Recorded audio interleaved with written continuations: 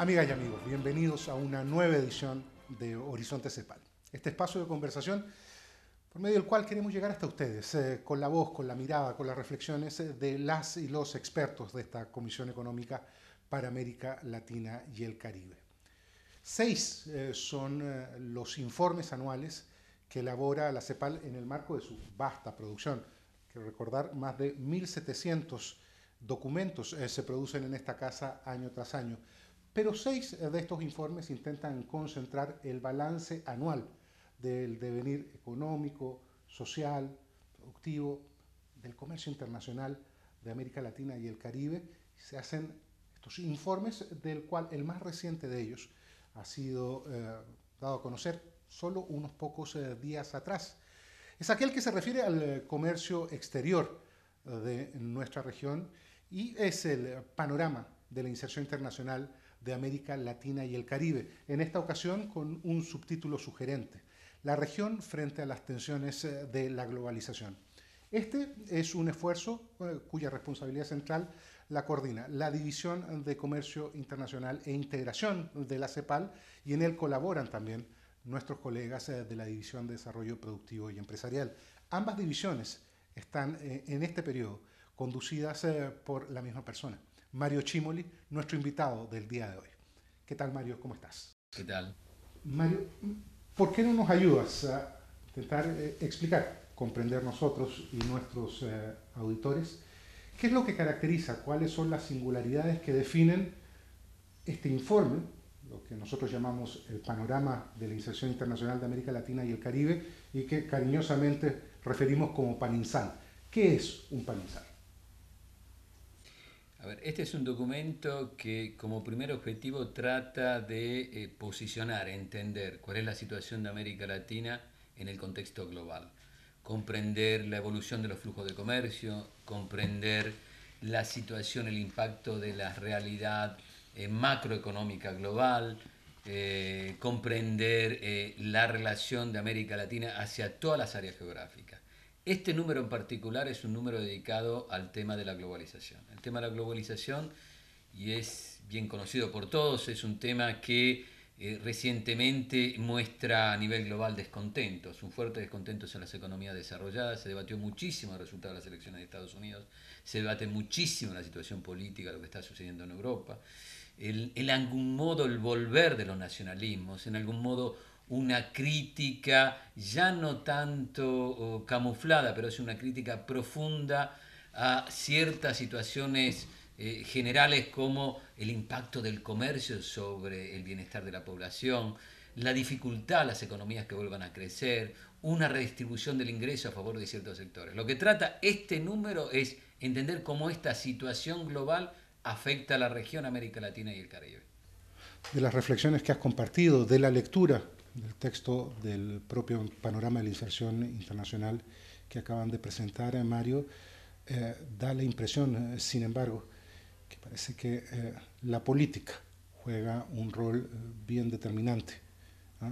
De manera un poco contraintuitiva, en cuestiones que parecerían tan técnicas como los flujos del comercio internacional de nuestra región. A ver, creo que el punto, al revés, creo que hoy como nunca hay una interpretación política, una interpretación de estados de ánimos de distintas economías, fuertemente en este contexto de las economías desarrolladas, que reflejan la evolución de ciertos números, cierta situación. Por ejemplo, lo que tiene que ver la pérdida de empleo en las economías desarrolladas, la distribución, creciente distribución inigual en algunas economías desarrolladas, y la pérdida de welfare de las clases medias es un tema que se refleja políticamente. Obviamente son números del comercio internacional, son números del cambio de la producción, pero se refleja en el voto, en la democracia, en las elecciones. La selección de Estados Unidos en algún modo refleja. Si uno lee la campaña política de Estados Unidos, cuando dicen la campaña política, vamos a volver a construir nuestra fábrica en nuestro territorio, bueno, eso tiene que ver con comercio.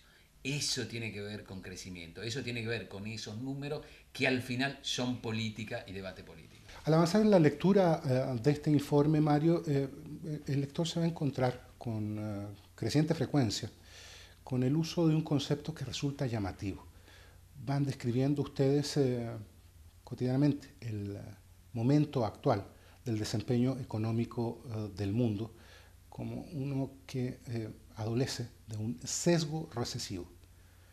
¿Cómo podríamos interpretar esta descripción? ¿A qué se refieren? ¿Cuáles son los alcances de esta definición que es utilizada de manera tan frecuente en el marco de este panorama de la inserción internacional de América Latina y el Caribe? A ver, la CEPAL podemos decir que crea este nombre hace un año en el otro documento. Y el sesgo recesivo tiene muchísimo que ver con una situación general global que no despega. O sea, el comercio crece menos del producto. Esto no había pasado por muchos años. Y crece menos del producto ya por 4 o 5 años. Quiere decir que el comercio, por ejemplo, no es un driver para los países para poder crecer mucho más.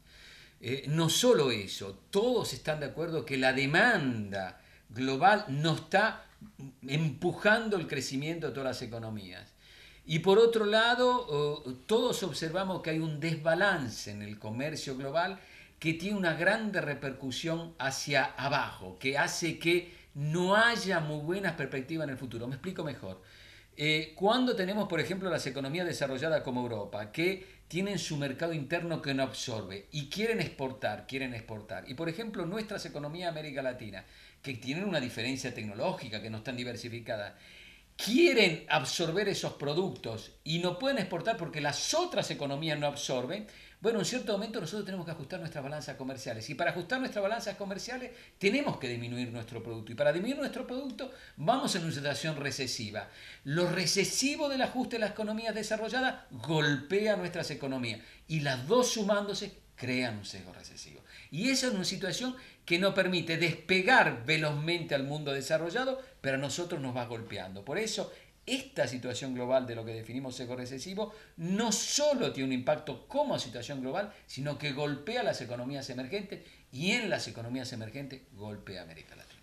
Uno de los síntomas más expresivos de esta situación que nos refieres, Mario, aparentemente tiene que ver con los números, con el desempeño, con el registro a la baja que ha ido acusando no solamente el último año, no solamente el año presente, sino por un periodo ya más extenso, los flujos del comercio internacional de nuestra región.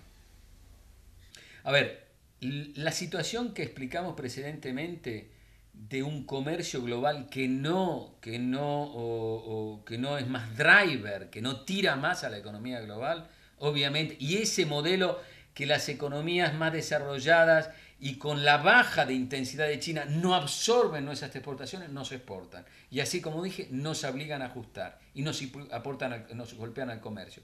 El año pasado el comercio cayó de menos 14 y este año va a caer de menos 5. O sea, son 4 años consecutivos de un comercio extra América Latina que va a la baja. Y el comercio intrarregional, el de adentro de la región, todavía disminuye mucho más. Fue alrededor de menos 20 el año pasado, este año va a ser alrededor de menos 10. O sea, hay una situación general que la inserción de América Latina en este mundo nos golpea y tenemos que tener muy bien en cuenta cuando se define una estrategia de nuestros países el mundo en el que estamos, porque supongamos que todos queremos tener todos los países de América Latina se ponen de acuerdo en querer exportar, todos quieren exportar porque los mercados internos no van.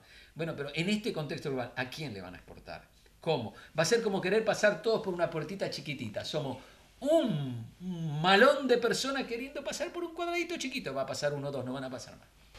Hay, en el marco de este contexto que nos describes, Mario, el que describe el propio informe, dos señales que llaman a particular inquietud. Dice, claro, se han reducido en las cifras expresivas que nos refieres los flujos de comercio internacional, pero además se han reducido también el monto de las importaciones, con una variable que además es particularmente relevante. Se han reducido las importaciones en bienes de capital y en bienes intermedios, aquello que la región produce y que requiere para el desarrollo de su capacidad industrial. Bueno, parece que esos flujos también acusan una baja muy notable. En paralelo, en un área que sin embargo tiene una conexión directa con esto, se ha reducido el comercio intrarregional, aquella dimensión de nuestro intercambio donde se incorporan de una manera más acusada, de una manera más evidente, aquellas pocas manufacturas que somos capaces de construir en nuestra región y que habitualmente tienen como mercado privilegiado otros países de nuestra propia región. Esto también ha bajado. ¿Qué nos dicen estos dos síntomas? Una baja de importaciones donde está acusada la baja también de compras de bienes de valor intermedio y bienes de capital, y una baja en el comercio intrarregional en América Latina y el Caribe. A ver, yo creo que aquí hay un tema importantísimo. Primero, cuando bajan mucho las importaciones, y dado que nosotros no somos productores de bienes de capitales, somos productores en algunos sectores, pero en generalidad absorbemos mucho del mundo exterior, bienes de capitales, bienes intermedios con tecnología incorporada. Cuando disminuyen las importaciones, esos bienes se importan menos. Y cuando se importan menos, quiere decir que esto afecta negativamente nuestra capacidad productiva. Quiere decir que en la planta vamos a tener menos capitales. Quiere decir que en los procesos productivos vamos a tener menos tecnología incorporada. Quiere decir que las inversiones van a ser a la baja. Eso es un señal que en el mediano y largo plazo nos dice que nos afecta la estructura productiva. Y por otro lado, el modelo de exportaciones de manufacturas que podríamos dar, que es hacia el modelo latinoamericano, ese también está golpeado. Pero eso es un tema importante porque lo golpea por la situación global y la situación de cada uno de los países. Evidentemente, si Brasil cae como cayó, o Argentina está cayendo, o otros países a nivel regional caen, eso nos afecta al comercio interregional, pero también el contexto global. ¿Qué pasa? Que el contexto, lo que está pasando hoy actualmente, hay que repensar la estrategia de los países. Mire, lo que pasó con el TPP recientemente, que todos en primera línea se están angustiados, preocupados, porque Estados Unidos dijo el presidente Trump que lo primero que va a hacer es no firmar acuerdo de TPP. Bueno, esto, ¿cómo tendría que hacer reflexionar a América Latina? Primero tenemos que reflexionar si un TPP va a existir con Estados Unidos o no. Pero hay otro tema importante. ¿Puede América Latina y los países de América Latina jugar exclusivamente a estos mega acuerdos fuera de la región sin pensar antes a la región? Esto nos tendría que enseñar que tendríamos que también pensar mucho hacia la región, porque el comercio hacia la región es un comercio con tecnología alta, manufacturas y muy buena calidad. Y eso crearía redes productivas, complementariedad productivas que nos permitiría enfrentar mucho mejor la situación global que se nos está presentando y que va a durar unos años. Mario, uno revisa la estructura de este documento que está básicamente articulado en tres capítulos. El primero de ellos intenta profundizar en las tensiones que en la región y en el mundo derivan del proceso de globalización. Un segundo capítulo que registra los números, las tendencias, el desempeño y las expectativas del comercio internacional de América Latina y el Caribe. Y un tercer capítulo que elabora sobre los diferentes escenarios que se plantean ante los acuerdos, los grandes acuerdos comerciales que estaban en proceso de negociación durante este periodo en el mundo, y está, claro, obligado a reflexionar si acaso estos cambios tectónicos que ustedes describen allí, si acaso estas variables que inciden de manera esencial en la calidad de vida de los ciudadanos y los pueblos de nuestra región, tienen sus espacios de decisión, tienen sus ejes de poder en lugares tan distantes, aquellos a los cuales los ciudadanos, las ciudadanas, podemos acudir a tomar algún tipo de decisión.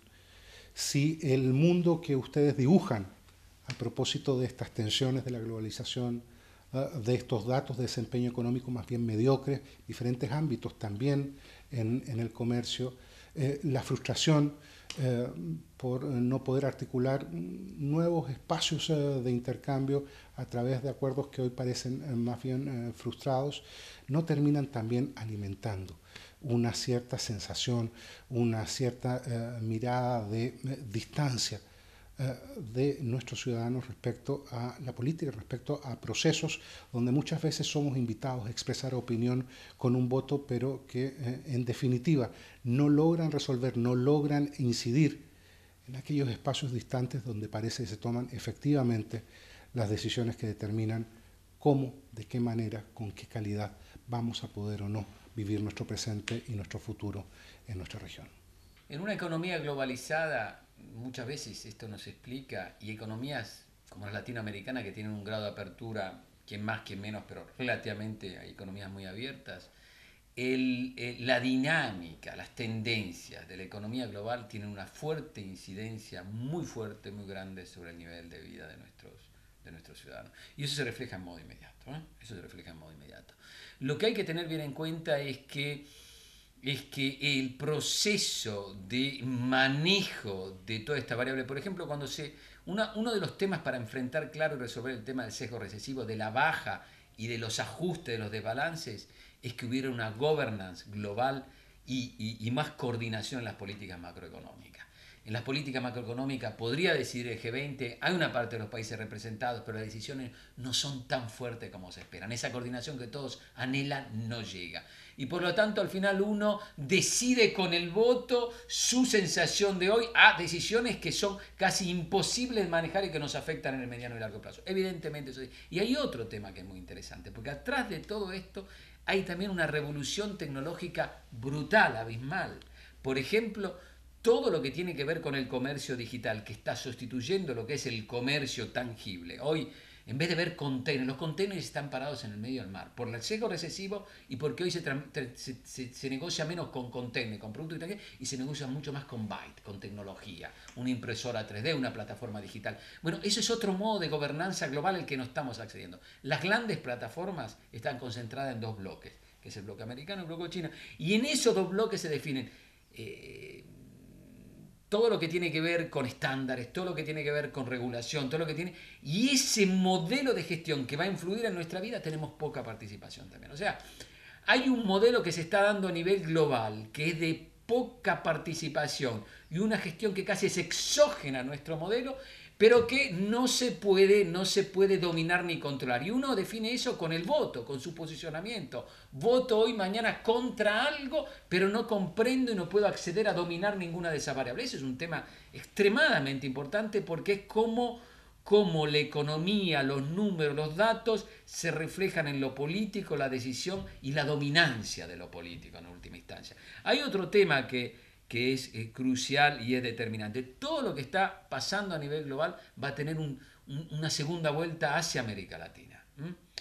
Todo esto que está pasando hoy de la bajada del comercio va a volvernos, si no se resuelve esa coordinación global a la que nosotros influimos bien poco, seguramente va a ser difícil. Y por lo tanto, nosotros como CEPAL pensamos que aquí hay un tema fundamental, que es la integración regional, mayor coordinación en las políticas macroeconómicas, mayor presión y participación en la governance global de lo que tiene que ver los estándares, las tecnologías, y comprender que el mundo que viene, eso es muy importante, que me parece que hay un tema que la región, ¿no?, que me preocupa. Muchos de los policy makers de la región piensan a la región como los años 80 o 90, que dicen, abramos la economía y se logra todo. La verdad que si uno observa el mundo, como lo dije presente, puede abrir lo que quiera, pero no tira, no va, no avanza. Queremos todo pasar por una puertita chiquitita y va a pasar uno, dos y no van a pasar mucho. Y si dejamos eso exclusivamente como manejo de la política va a ser un tema. Por lo tanto, los países tienen que repensar la integración y tienen que repensar a sus propias políticas. Hacer política industrial y tecnológica. Ejemplo, cuando uno ve a quien nombró Donald Trump como ministro para la negociación de los temas comerciales, a un tal Dimico que hizo el libro Made in America. Y uno lee, un economista medio latinoamericano, los que tenemos muchísimos estudiando en Estados Unidos, dice, este señor no entendió nada, no estudió. ¿Por qué diría eso? Porque este señor Dimico quiere hacer política industrial. Este señor Dimico quiere hacer fábrica, dice los servicios, cuenta. Este señor Dimico debe estar mal. Entonces, nuestros economistas regionales van a ir a explicarle a los americanos otra vez más cómo se hace, porque nosotros no lo hicimos poca política industrial, pero el señor la quiere hacer. Ahora la pregunta es mía, ¿yo voy a seguir usando los mismos instrumentos de los 80 o voy a comprender que hay un mundo distinto que viene y que para que no me afecte todo esto, la globalización en modo, voy a tener que pensar a la producción, a la tecnología, a la nueva manufactura, a la creación de todo esto que es la base del welfare en el largo plazo? Yo creo que la región tiene que pensar muchísimo en eso. Mario, amigas y amigos, este es parte del núcleo de la reflexión sustantiva que cotidianamente explica el quehacer de la CEPAL. Estas son las ideas y los argumentos para sostenerlas que construyen documentos como el que les presentamos hoy. Gracias por acompañarnos. Gracias a Mario Cimoli, director de la División de Desarrollo Productivo y Empresarial, oficial a cargo de la División de Comercio Internacional e Integración, por habernos brindado su tiempo, su mirada el día de hoy. A ustedes, nuestros auditores, una invitación fraterna para que nos volvamos a reencontrar en una próxima edición de Horizonte CEPAL. Hasta luego.